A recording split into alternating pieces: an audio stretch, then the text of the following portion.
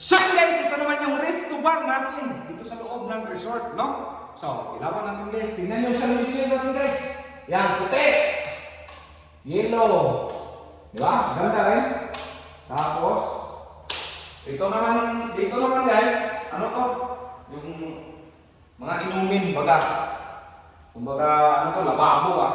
Lagyan tayo ng inumin dito. Tapos may banda dito, banda. Dito. May banda yung music lang ba?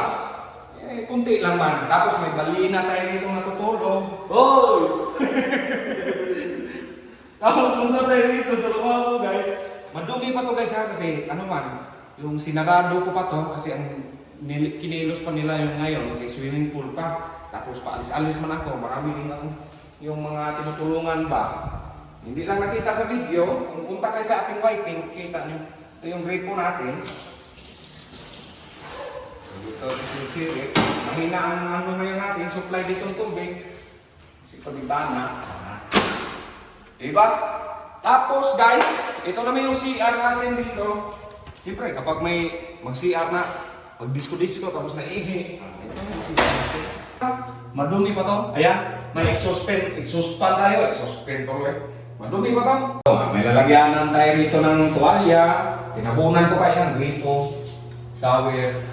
Mahina pala. So yun guys, malaki itong siyang na to guys. Tapos, ito naman, sandingger natin. Ito sa taas. Second floor na to.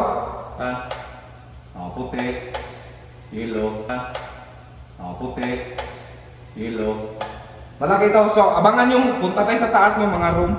So, punta tayo dito sa ating studio room. Ito yung studio ko. Hindi ko pa ano. Ilaw. Ilaw na. Ayan. Ito yung lugar. Sayang kasi, nasa ilalim to ng hagdanan. Nasa ilalim to ng hagdanan ba? Sayang. So, ginawan ko na lang ng room. Para tipid. Tapos supply tayo para makita natin kung mga customer pa tayo dyan. Di ba? Parang gawin natin nung cashier siguro.